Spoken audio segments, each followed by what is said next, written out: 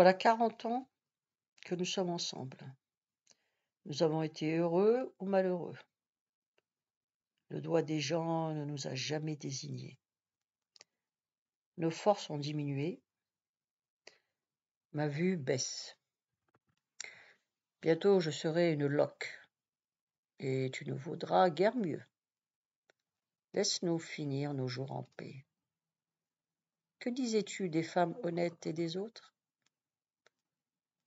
Voudrais-tu regretter? Un désir trop vif est toujours malsain. Shabha est saine, c'est ma fille.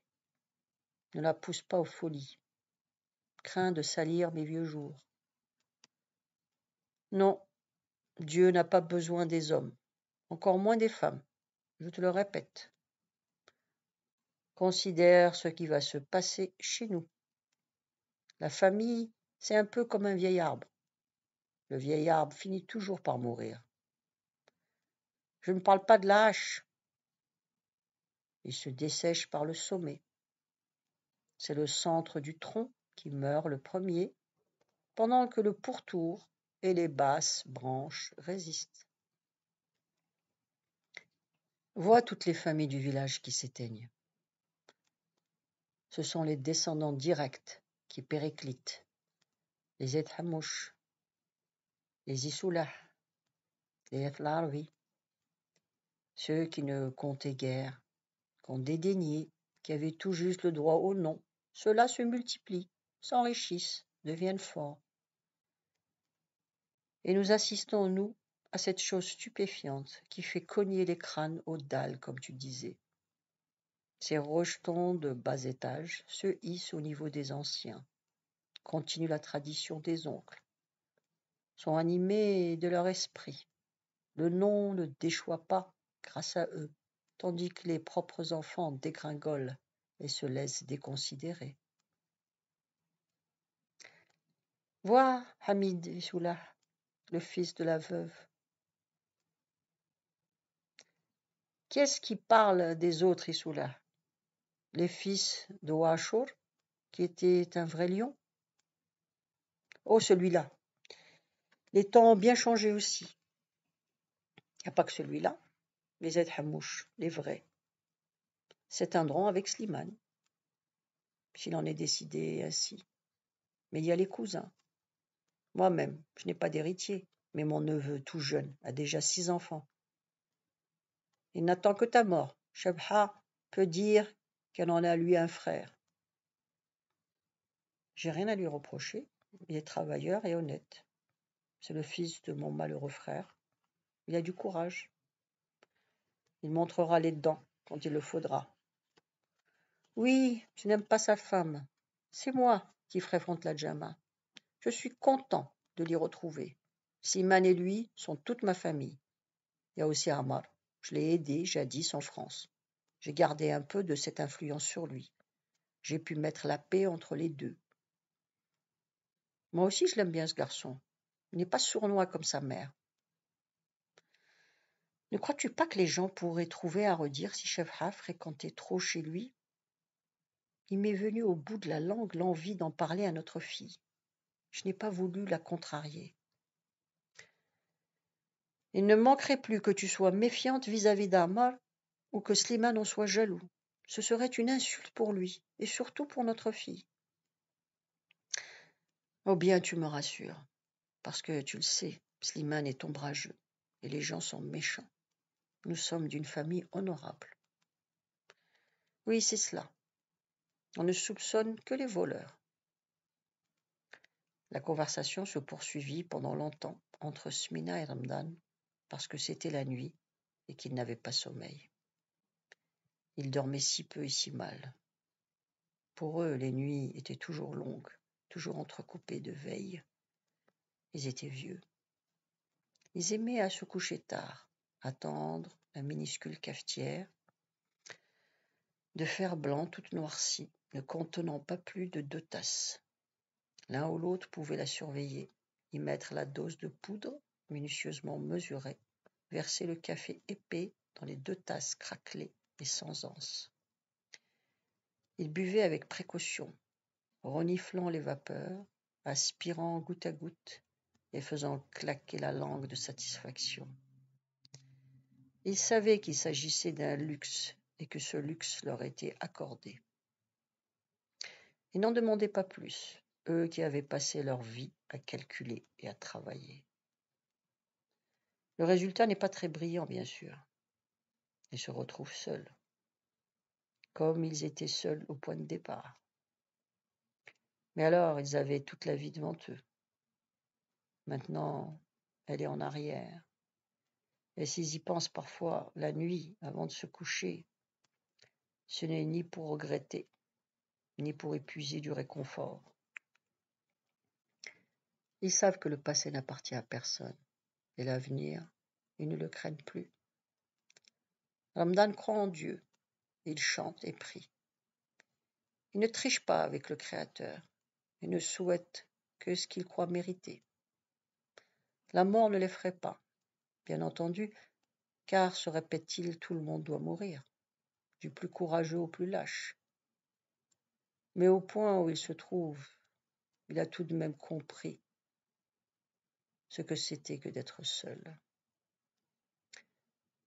C'est justement cette solitude qu'il connaît à présent près de Smina, qui est elle aussi seule, et qui s'en rend pas compte clairement. Elle veut s'attacher non pas à lui, mais à Shabha, leur fille, qui est jeune et forte, qui est la vie, tandis qu'ils sont la mort, et il la plaint. Il plaint Smina, qui lui survivra, peut-être, qui sera malheureuse. Il plaint aussi sa fille, parce que Shabha sera orpheline, et qu'elle n'aura pas d'héritier. Combien sont-ils au village qui ont des fils et des filles, des brus et des gendres, des petits-enfants, et qui néanmoins en sont au même point que lui, vivant avec leur vieille dans la plus vieille des maisons, sur une maigre ration servie par les fils, et dont la seule satisfaction est de radoter à deux, devant la petite cafetière et les tasses ébréchées. Qu'ont-ils gagné ceux-là à être les pères de toute une carouba? Encore faut-il qu'ils ne s'acharnent pas trop à vivre, car les enfants sont toujours pressés de partager l'héritage, et les brus de donner libre cours à leur inimitié. Voilà pourquoi il voudrait, oui, que Shabha eût un garçon, et d'autres enfants encore. Mais son souhait ne l'empêche pas de dormir, ou de songer surtout à lui-même. Quand il parle de cela auprès du Kanoun avec Smina, il n'y apporte aucune passion. Il est calme et comme indifférent. Ils sont là, à la lumière rougeoyante des braises que recouvre une laine de cendre. La petite maison est plongée dans l'ombre. Il a l'impression de se trouver dans une tombe où il n'y aurait de vivant que ce foyer qui décline et meurt peu à peu à son tour. Il ne parle plus. Ramdan oublie sa vieille carcasse fatiguée. Il se laisse fasciner par une petite flamme qui danse entre deux braises, hésitante, diaphane comme un voile de fantôme, pleine de mystère et de caprice. Car tantôt elle se précise, se dessine et enveloppe avec gourmandise un reste de tisson. Tantôt ses vains efforts ne produisent qu'une petite spirale de fumée, et il constate alors qu'il y a un peu plus de cendre sur les braises. Oui, c'est bien cela la vie. Il y a des flammes qui jaillissent, moments, montent, illuminent tout. Il en est qui s'éteignent et qui fument désagréablement, mais en fin de compte, la cendre lumineuse recouvre les braises, et au matin, la ménagère recueille une louchée de poussière blanchâtre et remplit de bois sec son canoun pour un nouveau feu, de nouvelles flammes, une nouvelle cendre. Smina était habituée au silence de son vieux mari, qui succédait toujours à n'importe quelle conversation. Elle le laissait faire à sa guise. Bien souvent, en face de Ramdan, lourdement assis sur son oreiller rond, bourrée de vieux chiffons, elle s'est essayée à méditer, à accéder à une de ces vérités éternelles, auxquelles depuis quelque temps il avait, lui, l'art de se hisser.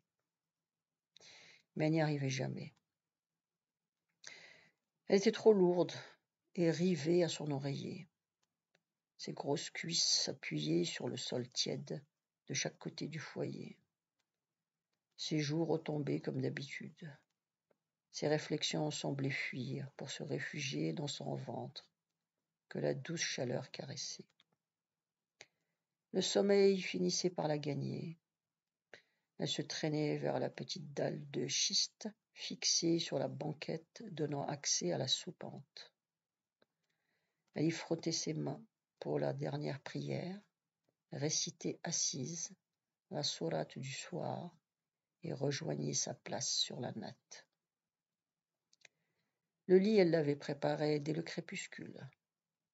Souvent d'ailleurs, c'était Shebha qui venait, entre deux tâches de son propre ménage, jeter sur la natte 2 peaux de mouton, puis 2 vieux tapis, sur lesquels elle plaçait les oreillers et les couvertures. Smina prenait toujours son oreiller pour s'asseoir dessus. Elle le remettait en place quand elle avait expédié sa prière. C'était elle qui dormait à côté du Qanoun. Ramdan dormait non loin de la porte. Il ne pouvait en être autrement. Il lui suffisait d'enjamber le corps de sa femme pour se trouver chez lui. Un faux pas le ferait choir sur la chair molle de Smina.